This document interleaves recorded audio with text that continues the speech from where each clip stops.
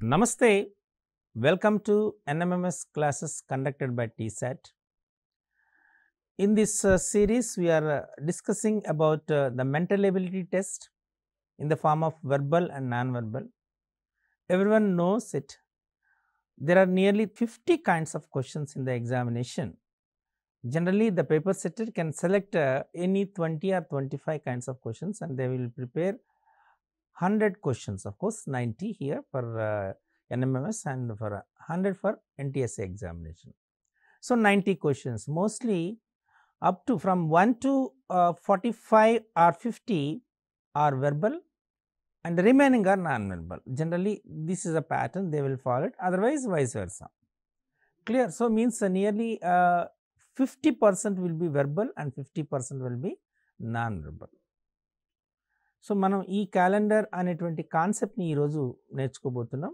ముందు శీర్షికలో క్యాలెండర్ గురించి నేర్చుకున్నాం, దాని యొక్క ఎక్స్టెన్షన్ని ఈ శీర్షికలో నేర్చుకోబోతున్నాం. క్యాలెండర్ అంటే మనకు వెరీ ఫెమిలియర్, క్వశ్చన్స్ కూడా చాలా లాజిక్గా వచ్చే అవకాశం ఉంటుంది.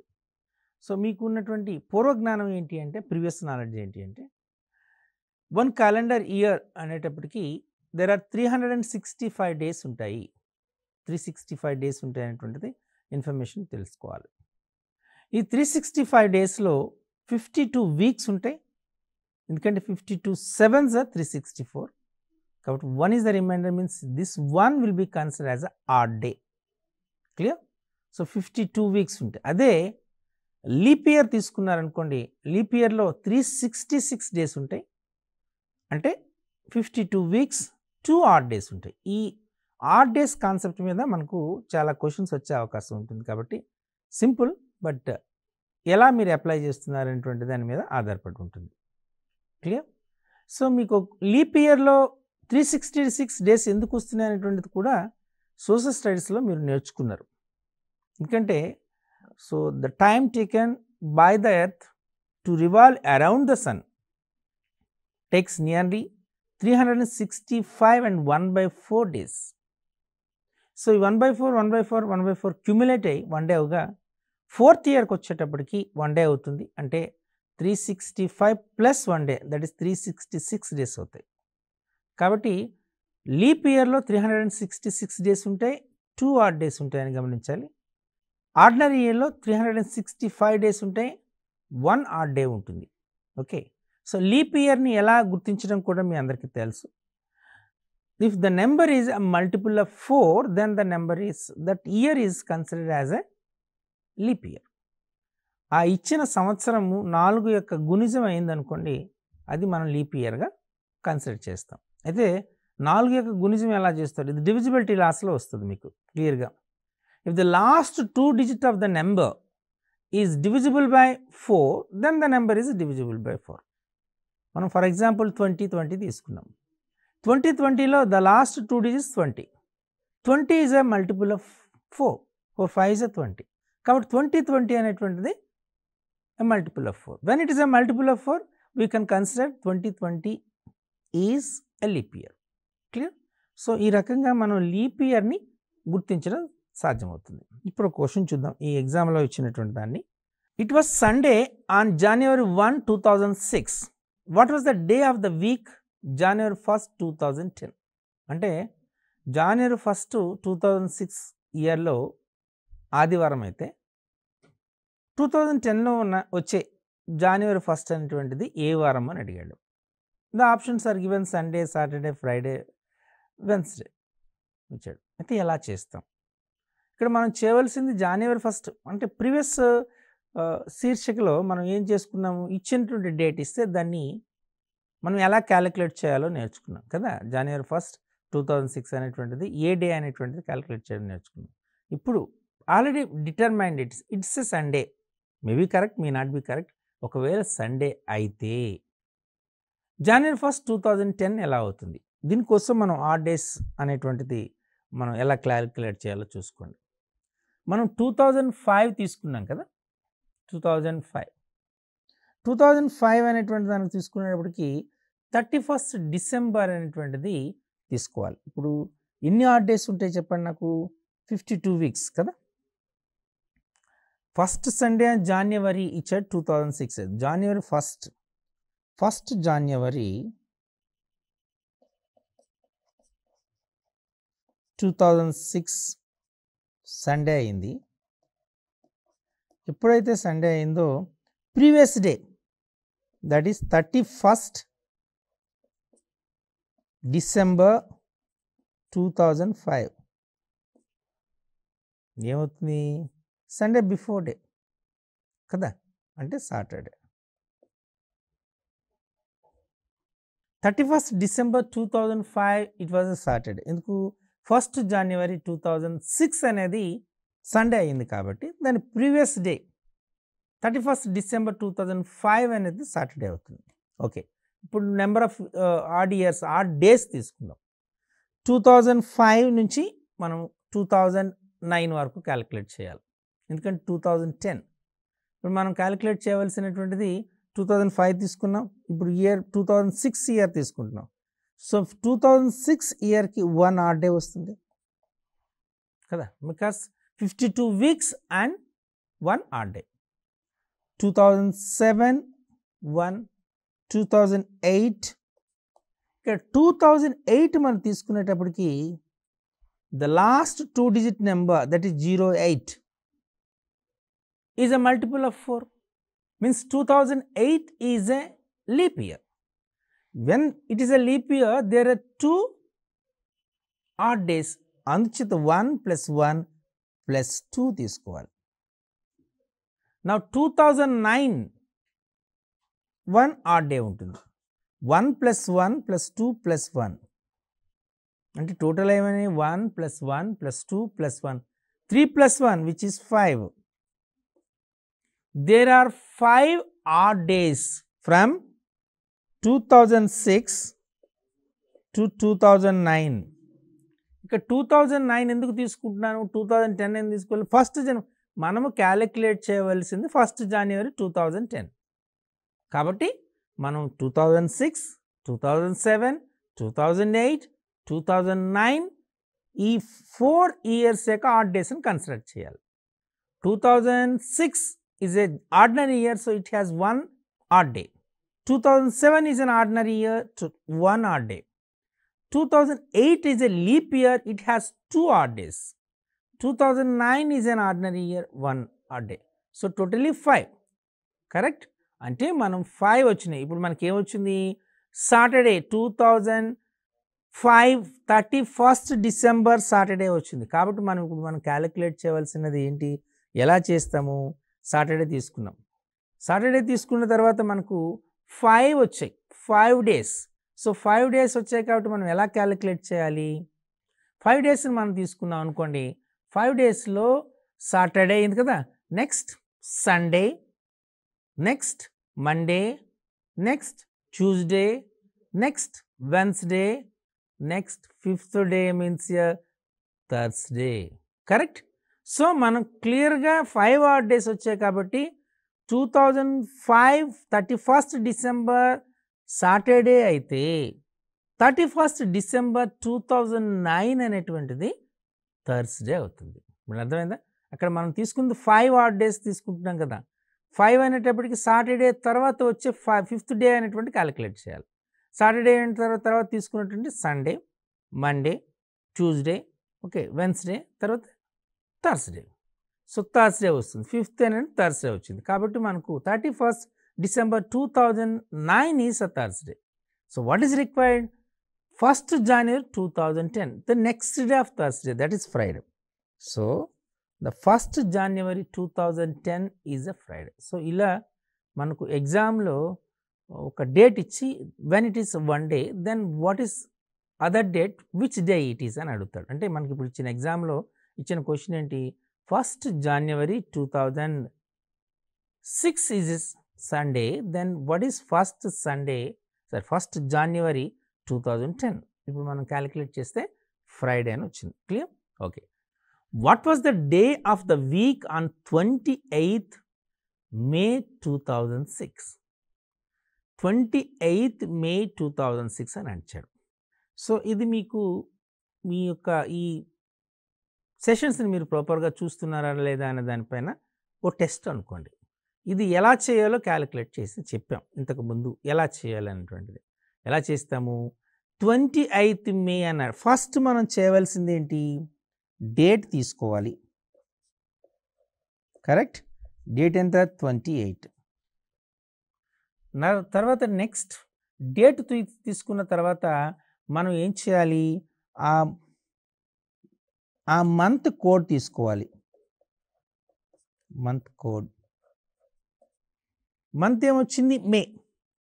మే వచ్చేటప్పుడు మంత్ కోడ్ మీకు చాలా జాగ్రత్తగా గుర్తుపెట్టుకోమని చెప్పాను. 033614625 ఇది మనకు డేట్స్ కోడ్స్, అంటే ఎస్పెషల్లీ మంత్ కోడ్స్ ఏంటిదో మీకు 033614625 ఇది జనవరి, ఫిబ్రవరి, March, April, May, June, July, August, September, October, November, December. ఈ కోడ్స్ కాస్త జాగ్రత్తగా గుర్తుపెట్టుకుంటే మీకు మిగతాదంతా easy. So month code May ఇచ్చాం. మే మంత్ కోడ్ ఎంత ఉంది మనకు? 1. కాబట్టి మంత్ కోడ్ వేసుకున్నారు. నెక్స్ట్ చేయవలసింది ఏంటి? ఆ ఇయర్ యొక్క లాస్ట్ 2 digits తీసుకోవాలి. Last 2 digits of the year is 06. అది తీసుకున్నారు. And the last 2 digits divided by 4 you have to calculate the quotient. ఆ లాస్ట్ 2 digitsతో ఏర్పడినటువంటి నెంబర్ని 4తో డివైడ్ చేయాలి. 6ని 4తో డివైడ్ చేసాం. 4 1s are 4. Correct? 2 is the remainder. ఇక్కడ quotient ఎంత? 1. అంటే 1 యాడ్ చేసుకోవాలి. ఇంకా లాస్ట్గా మనకు ఉన్నటువంటిది సెంచరీ కోడ్. సెంచరీ కోడ్ అనేటువంటిది మీకు సెంచరీ కోడ్స్ ఆల్రెడీ మీకు క్యాలిక్యులేట్ చెప్పాను మీకు. ఇలా 1600 నుండి తీసుకోవాలి. 1600 to 1699 తీసుకుంటే 6. 1700 to 1799 4. 1800 to 1899 2. 1900 to 1999 0. 2000 to 2099 6. అంటే 2006 అనేది 2000 to 2099 సెంచరీలో వస్తుంది. ఆ బిట్వీన్ దట్ 2 నెంబర్స్. కరెక్ట్? అంటే ఈ సెంచరీ 2006 అంటే 21st సెంచరీ అని అర్థం. సో దీని యొక్క కోడ్ ఎంత? 6. 6ని యాడ్ చేయాలి. అర్థమైందా? ఫస్ట్ డేట్ తీసుకోవాలి, తర్వాత మంత్ కోడ్ తీసుకోవాలి, తర్వాత ఇయర్ యొక్క లాస్ట్ 2 digitsని తీసుకోవాలి, తర్వాత ఆ లాస్ట్ 2 digitsని 4తో డివైడ్ చేస్తే వచ్చే కోషియంట్ని తీసుకోవాలి, చివరిగా సెంచరీ కోడ్ని యాడ్ చేయాలి. 28 + 1 29, 29 + 6 35, 35 + 1 36, 36 + 6 42. ఇక్కడ 42 వచ్చింది. సో 42 వచ్చింది కాబట్టి మనం ఏం చేయాలి? ఈ 42ని 7తో డివైడ్ చేయాలి. 7 6 are 42. What is the reminder here? 0. సో 0కి కరస్పాండింగ్ డే ఏమవుతుంది?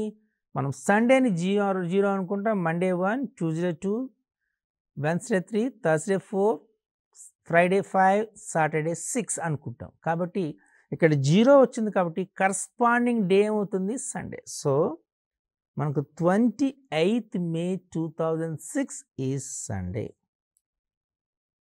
ఈ రకంగా మనం క్యాలిక్యులేట్ చేయాలి. సో మీకు ఇందులో మనం చేయవలసినది ఏంటంటే మీకు మంత్ కోడ్స్ అనేటువంటివి గుర్తుంటే మిగతా కాన్సెప్ట్స్ అంతా ఈజీ ఉంటుంది. అలాగే సెంచరీ కోడ్స్ కూడా గుర్తుపెట్టుకోవాలి. సెంచరీ కోడ్స్ గుర్తుపెట్టుకోవడానికి 1600 to 1699 అంటే 6, 1700 to 1799 4, 1800 to 1899 2, 1900 to 1999 0. ఈ 6420 6420 అనేటువంటివి రిపీట్ అవుతూ ఉంటాయి. జస్ట్ అలా ప్యాటర్న్ రాసుకుంటే ఈజీగా చేయొచ్చు. Clear? Okay. Today is Monday. After 61 days it will be which day? ఈరోజు సోమవారం.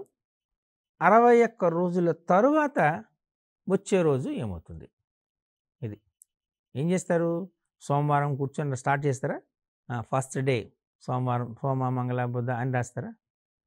అలా రాసుకుని పోయారనుకోండి, మీకు కనీసం ఒక 4-5 మినిట్స్ పడుతుంది కదా! ఫైనల్‌గా మీకు ఆన్సర్ వచ్చేస్తది. ఆన్సర్ రాదు అని అర్థం కాదు. ఇక్కడ మనం చేస్తుంది దీన్ని మనం మెంటల్ ఎబిలిటీ టెస్ట్ అన్నామంటే it's a test for our mind existence. ఎంత ఫాస్ట్‌గా చేస్తారు మీ ఐక్యూ లెవెల్‌కి. ఇంకా సింపుల్‌గా చేయాలంటే మనం ఏం చేయొచ్చు, మనం 2 days first day, second day కదా! అంటే బ్రెయిన్ కాస్త యూజ్ చేశారనుకోండి, 61 మనం వేసేసుకున్నారు. మండే టు మండే చేయండి, కాంటే చూడండి. మండే కదా first. Monday, Tuesday, Wednesday, Thursday, Friday, Saturday, Sunday 7 days అయినాయి. మండే వచ్చినప్పుడు అంటే మండే టు మండే వచ్చి నెక్స్ట్ అంటే 8th డే అనేది మండే అవుతుంది. అంటే మనం 61ని 7తో డివైడ్ చేసేసాం అనుకోండి. 61ని 7తో డివైడ్ చేసాం. చేస్తే ఎంత వస్తుంది మనకు? 7 8s 56. 5 రిమైండర్ అంతే కదా, 5 రిమైండర్. 5 రిమైండర్ అయినప్పటికీ మనం కౌంట్ చేసుకోవాలి. మనకి 5 రిమైండర్ అయినప్పటికీ చేస్తే మనకి 5 డే వచ్చినప్పుడు Monday, Tuesday, Wednesday, Thursday, Friday మనకు రావాల్సినటువంటి మనం క్యాలిక్యులేట్ చేసుకుందాం. చేస్తే వచ్చినటువంటి దానికి 5 డేస్ విడిచిపెట్టేసేయాలి. మండే తర్వాత కదా, అలాగనే చేయండి. లేదంటే ట్యూస్డే అని కౌంట్ చేయండి. Monday, Tuesday, Wednesday, Thursday, Friday అయిపోయినాయి. నెక్స్ట్ 5 డేస్ తర్వాత వచ్చినటువంటిది అంటే Saturday. So after 61 days it will be Saturday. This is one way. అలా చేయొచ్చు.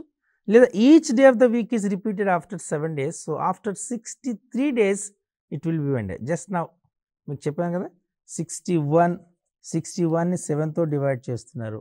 7 9s 63.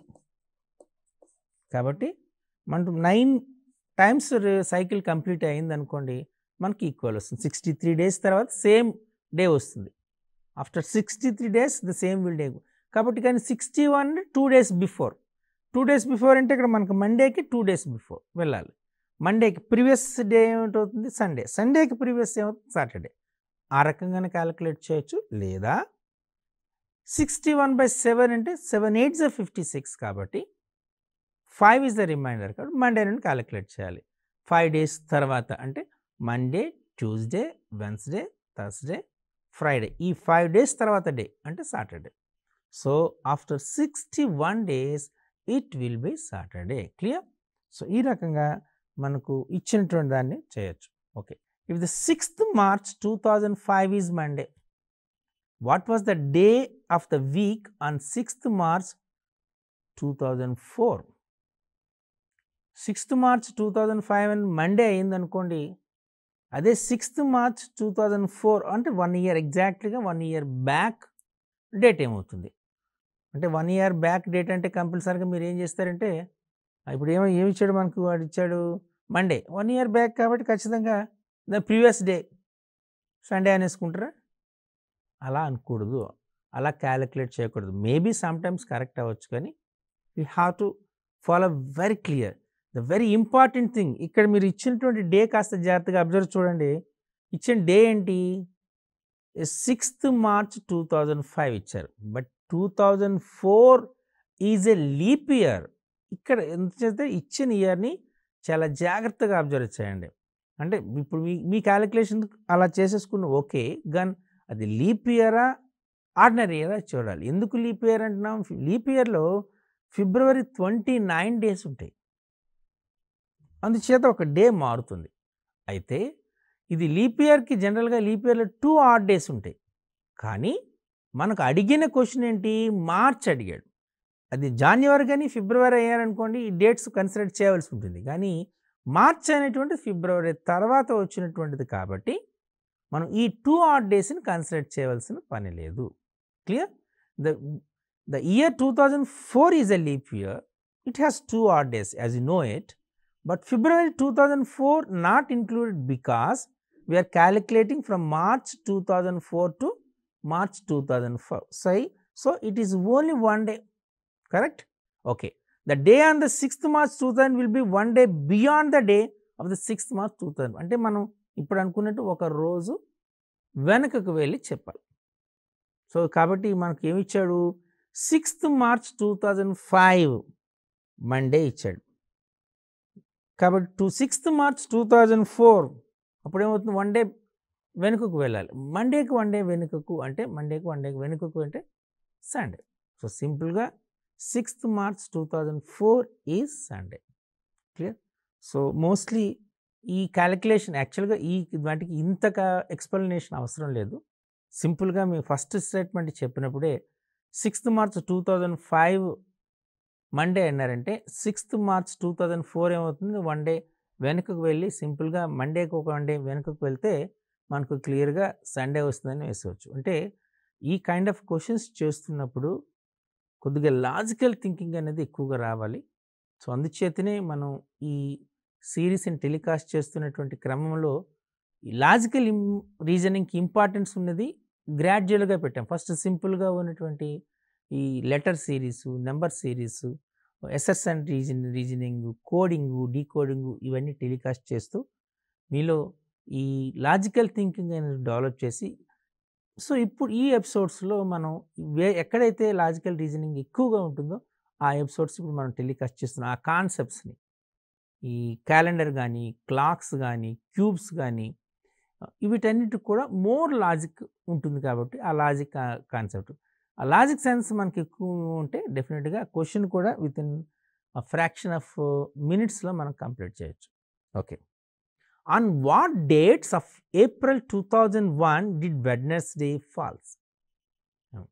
2001 ఏప్రిల్లో వెడ్నెస్డే ఎప్పుడు ఉంటుంది, వెన్స్డే ఎప్పుడు ఉంటుంది, ఏ రోజుల్లో ఉంటుంది అని అడిగాడు క్వశ్చన్.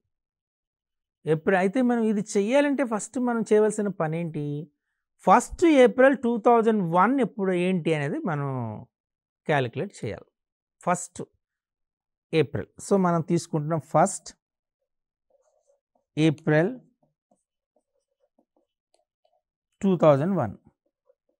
ఇది మనం క్యాలిక్యులేట్ చేసేద్దాం. సింపుల్గా చేయడం వస్తుంది కదా, ఎలా చేస్తాం, ఫస్ట్ డేట్ వేసుకోవాలి 01. ఏప్రిల్ కోడ్, ఏప్రిల్ కోడ్ ఎలా గుర్తుపెట్టుకుంటారు, మంత్ కోడ్ అని గుర్తుపెట్టుకోమని చెప్పారు. 033 614 625 035 అంతే కదా మనం చెప్పిన మెథడ్. సో అందులో ఫస్ట్ 033 జనవరి, ఫిబ్రవరి, మార్చ్. ఏప్రిల్ 6 కరెక్ట్, 14 అంటే 6 వస్తుంది. కాబట్టి ఏప్రిల్ యొక్క మంత్ కోడ్ 06. ఓకే. 2001లో లాస్ట్ 2 డిజిట్స్ 01. 1ని 4తో డివైడ్ చేసాం, కోషంట్ 00. అండ్ ఇయర్ 2001 అనేటువంటిది మన 2000 to 2099 సెంచరీలోకి వస్తుంది, 21st సెంచరీలోకి వస్తుంది. It's code 6. వీటిని యాడ్ చేయాలి. 167 + 1 8, 8 + 6 14. అంతేనా, 14 వచ్చింది మనకు. 14 వచ్చింది కాబట్టి 2తో మన 7తో డివైడ్ చేయాలి. 7 2s are 14 and 0 is the remainder. అంటే మనకు క్లియర్గా ఫస్ట్ April 2001 అనేటువంటిది మనకు సండే వచ్చింది.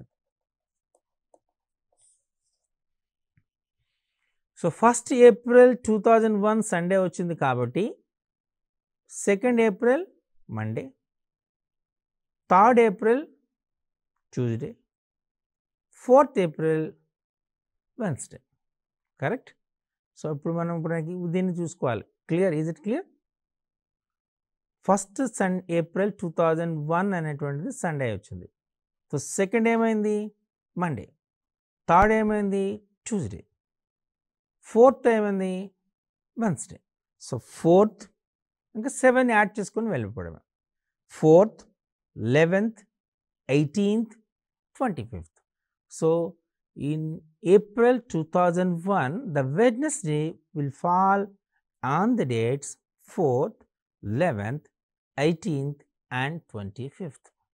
సో ఈ రకంగా మనము ఈ వీటిలో క్యాలిక్యులేట్ చేయడం. సో చూసారా, ఇంతకుముందు క్వశ్చన్కి డిఫరెన్స్ అనేటువంటిది. ఇంతకుముందు క్వశ్చన్లో డేట్ ఇచ్చి అది ఏ డే అడిగాడు. ఇక్కడ in what days of April or of whatever it may be the month. Here in this question, in what days of April 2001 did Wednesday falls? అని ఇచ్చాడు. ఏ రోజుల్లో మనకు ఆ మంత్లో వెడ్నెస్డే వస్తుంది, బుధవారం వస్తుంది అనేటువంటిది అడిగాడు. సో మనం క్యాలిక్యులేట్ చేస్తే ఫస్ట్ ఏప్రిల్ అనేటువంటిది సండే వచ్చింది కాబట్టి మనం ఇక దాని ప్రకారం క్యాలిక్యులేట్ చేస్తే 4th ఏప్రిల్ అనేటువంటిది బుధవారం అయింది. Most repeated question in the examination, the last day of a century cannot B, the last day of century cannot B. ఒక సెంచరీలో ఏ రోజు లాస్ట్ డే కాదు అని అడిగాడు. ఇది అసలు ఇంకా సాధ్యం కాదు, పాసిబిలిటీ లేదు ఓ సెంచరీలో. అదేంటి మనకు అనుకోవచ్చు, మనం మోస్ట్లీ 7 days ఉన్నాయి కాబట్టి సెంచరీలో ఏదో ఒక సెంచరీలో మనకు మండే కానీ, ట్యూస్డే కానీ, వెన్స్డే కానీ, థర్స్డే కానీ, ఫ్రైడే కానీ, సాటర్డే కానీ అవుతుంది అనుకుంటాం, కానీ కాదు. సో యాక్చువల్గా చాలా ఇంట్రెస్టింగ్ కాన్సెప్ట్ కదా ఇది. అంటే చూడండి ఎలా అనేటువంటిది, ఏ డేట్ కాదు అనేటువంటిది.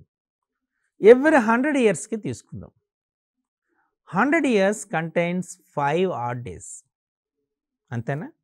ఎందుచేత చెప్పండి? 100 years కంటైన్స్ 5 odd days. ఎలా మీరు 5 odd days అని చెప్పగలుగుతున్నారు? ఇయర్ అంటే 100 years, 100ని 7తో డివైడ్ చేయండి. చేస్తే ఎంత వస్తుంది మీకు చెప్పండి?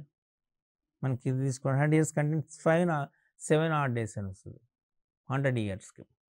100 years కంటే అయితే ఇందులో మర్చిపోవద్దు, 100లో మనం తీసుకునేటప్పుడు ఎవ్రీ 4 years 1 odd day అవుతుంది, అంటే 1 యాడ్ అవుతుంది. ఈ 100 yearsలో మనం తీసుకునేటప్పటికి ఎన్ని వస్తాయి? by 4 వేశారనుకోండి 25 odd వస్తుంది, 25 leap years వస్తాయి, 75 ordinary years వస్తాయి. 75లో 75 వస్తాయి, ఆడ్ డేస్ వస్తాయి.